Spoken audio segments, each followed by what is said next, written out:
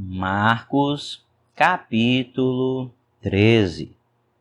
Quando ele estava saindo do templo, um de seus discípulos lhe disse: Olha, mestre, que pedras enormes, que construções magníficas! Você está vendo todas estas grandes construções? Perguntou Jesus. Aqui não ficará pedra sobre pedra. Serão todas derrubadas. Tendo Jesus se assentado no Monte das Oliveiras, de frente para o templo, Pedro, Tiago, João e André lhe perguntaram em particular: Dize-nos, quando acontecerão essas coisas? E qual será o sinal de que tudo isso está prestes a cumprir-se? Jesus lhes disse: Cuidado, que ninguém os engane. Muitos virão em meu nome dizendo: Sou eu, e enganarão a muitos. Quando ouvirem falar de guerras e rumores de guerras, não tenham medo. É necessário que tais coisas aconteçam, mas ainda não é o fim. Nação se levantará contra nação e reino contra reino. Haverá terremotos em vários lugares e também fomes. Essas coisas são o início das dores. Fiquem atentos, pois vocês serão entregues aos tribunais e serão açoitados nas sinagogas. Por minha causa, vocês serão levados à presença de governadores e reis como testemunho a eles. E é necessário que antes o Evangelho seja pregado a todas as nações. Sempre que forem presos e levados a julgamento, não fiquem preocupados com o que vão dizer.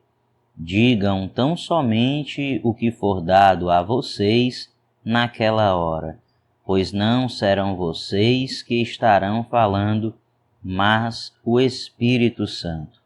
O irmão trairá seu próprio irmão, entregando-o à morte, e o mesmo fará o pai a seu filho.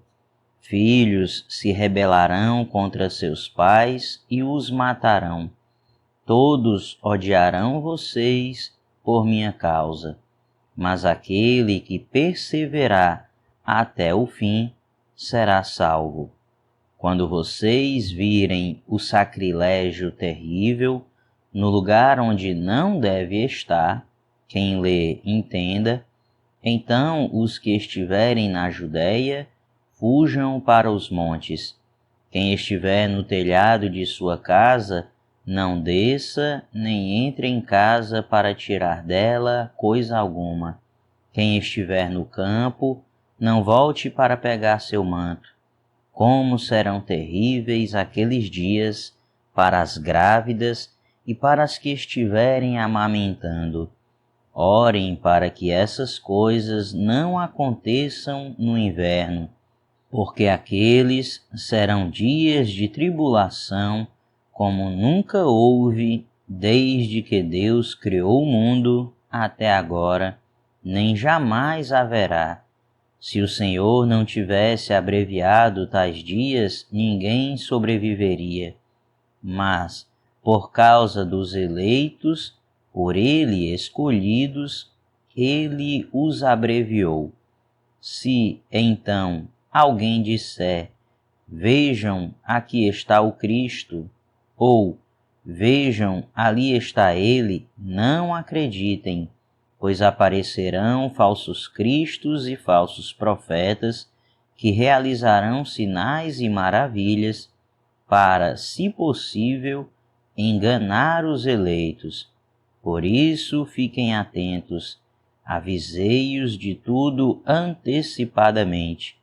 Mas naqueles dias, após aquela tribulação, o sol escurecerá e a lua não dará a sua luz. As estrelas cairão do céu e os poderes celestes serão abalados.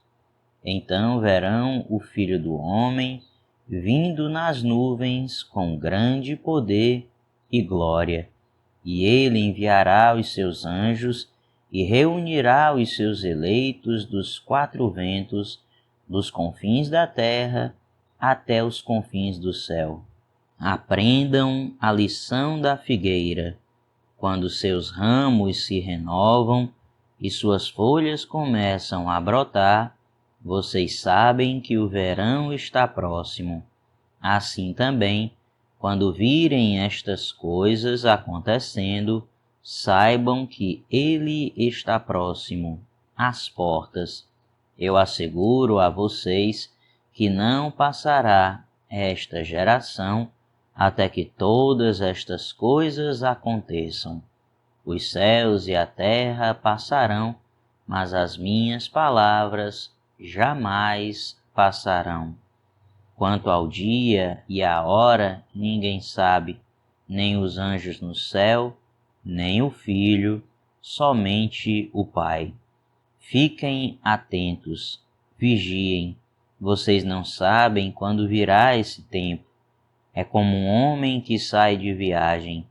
Ele deixa sua casa, encarrega de tarefas cada um dos seus servos e ordena ao porteiro que vigie. Portanto, vigiem, porque vocês não sabem quando o dono da casa voltará, se à tarde, à meia-noite, ao cantar do galo ou ao amanhecer. Se ele vier de repente, que não os encontre dormindo. O que digo a vocês, digo a todos: vigiem. Marcos, capítulo 14. Faltavam apenas 2 dias para a Páscoa e para a festa dos pães sem fermento.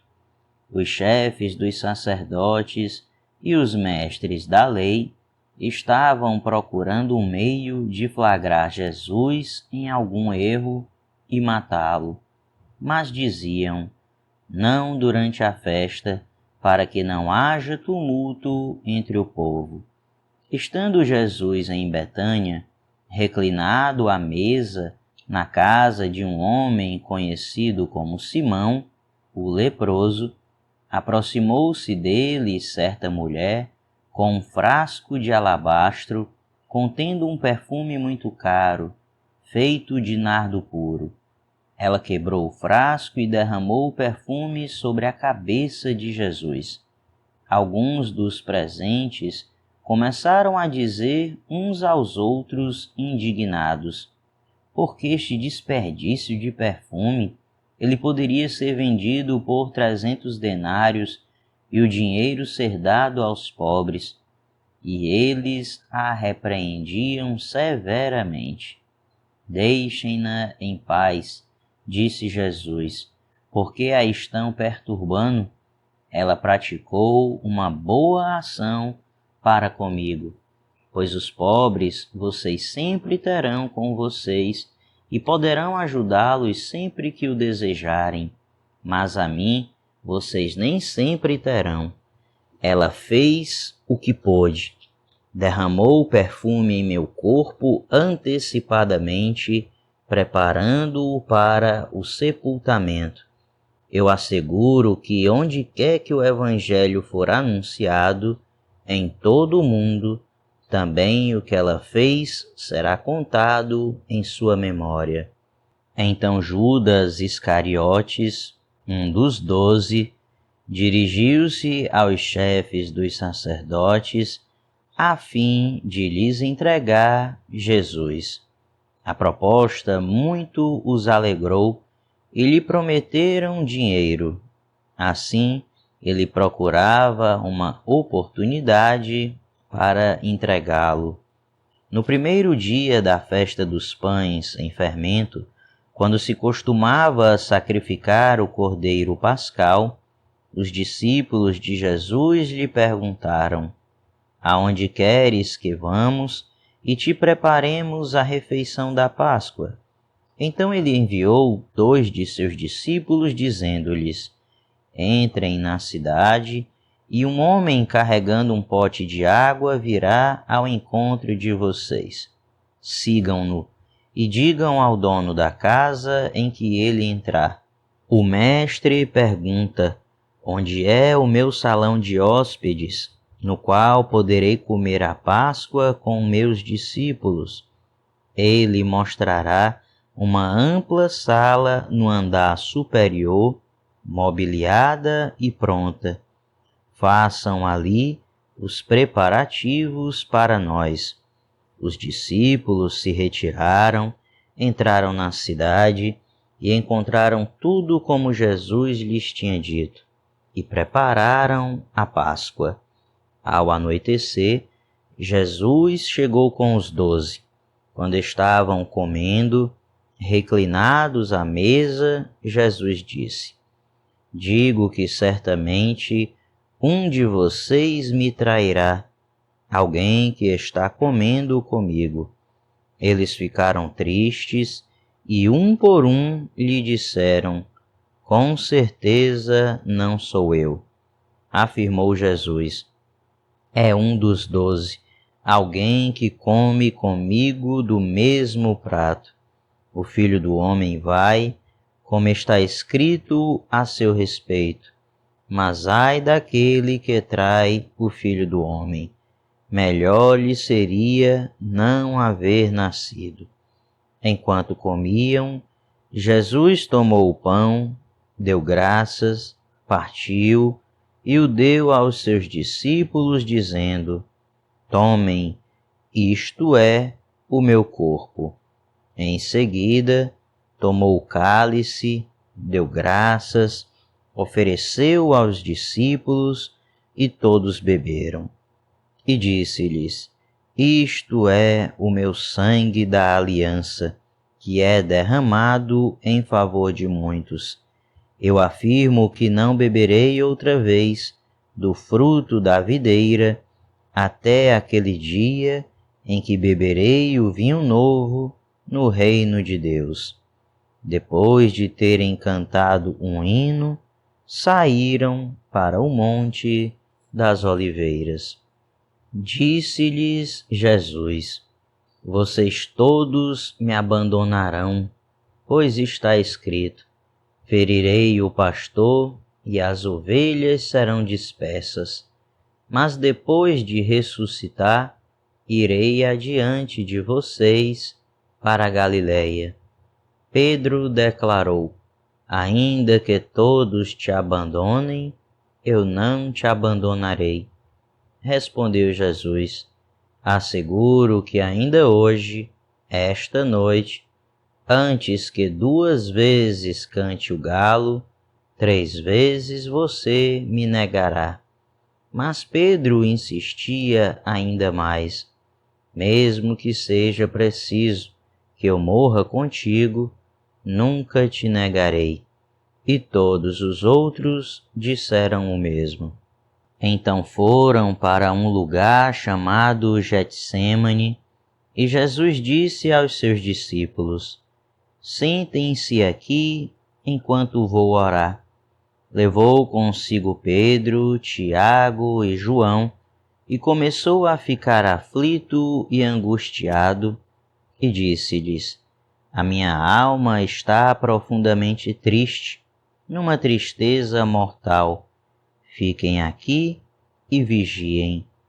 Indo um pouco mais adiante, prostrou-se e orava para que, se possível, fosse afastada dele aquela hora, e dizia: Abba, Pai, tudo te é possível, afasta de mim este cálice.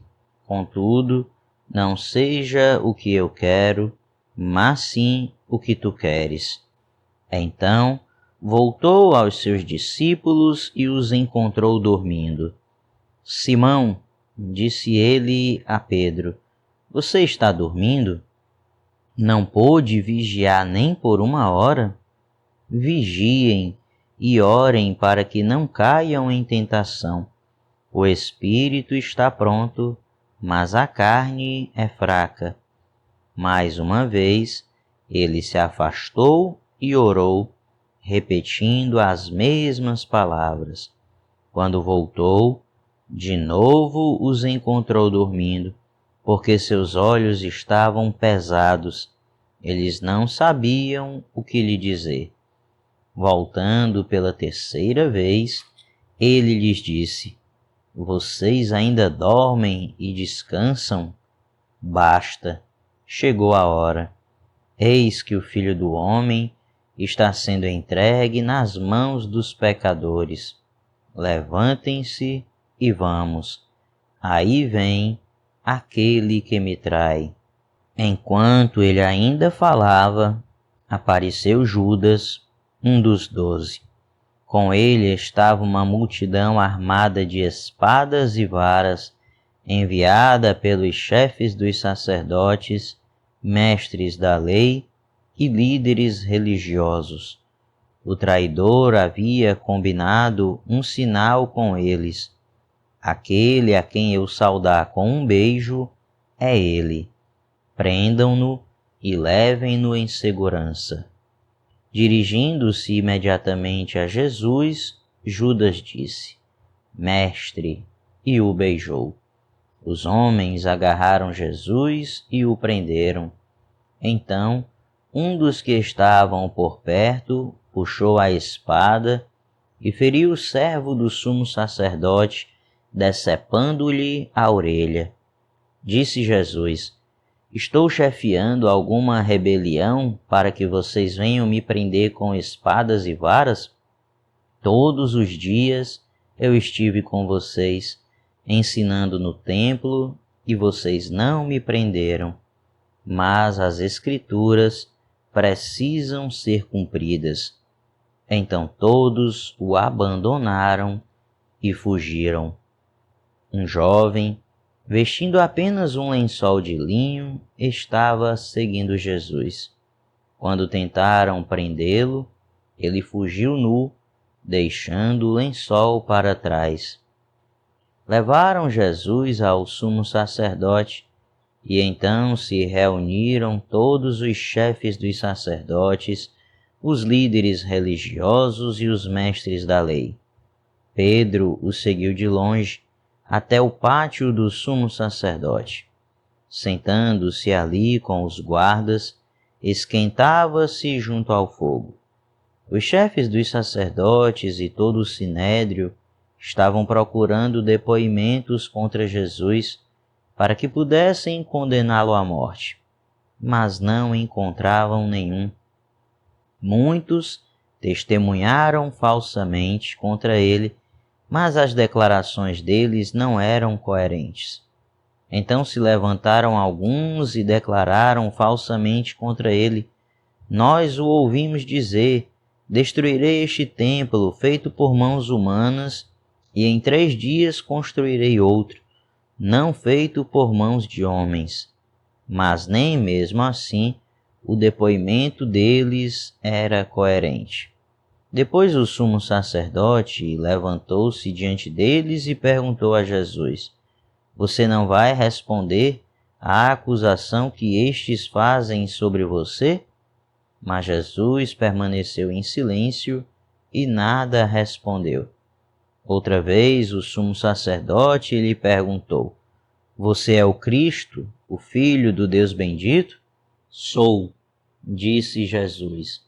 E vereis o Filho do Homem assentado à direita do Poderoso, vindo com as nuvens do céu. O sumo sacerdote, rasgando as próprias vestes, perguntou: Por que precisamos de mais testemunhas? Vocês ouviram a blasfêmia. Que acham? Todos o julgaram digno de morte. Então alguns começaram a cuspir nele, vendaram-lhe os olhos e, dando-lhe murros, diziam: Profetize! E os guardas o levaram, dando-lhe tapas. Estando Pedro embaixo, no pátio, uma das criadas do sumo sacerdote passou por ali. Vendo Pedro a aquecer-se, olhou bem para ele e disse: Você também estava com Jesus, o Nazareno. Contudo, ele o negou, dizendo: Não o conheço, nem sei do que você está falando. E saiu para o alpendre. Quando a criada o viu lá, disse novamente aos que estavam por perto: Esse aí é um deles. De novo ele negou. Pouco tempo depois, os que estavam sentados ali perto disseram a Pedro: Certamente você é um deles, você é Galileu. Ele começou a se amaldiçoar e a jurar: Não conheço o homem de que vocês estão falando. E logo o galo cantou pela segunda vez. Então Pedro se lembrou da palavra que Jesus lhe tinha dito: Antes que 2 vezes cante o galo, você me negará 3 vezes. E se pôs a chorar.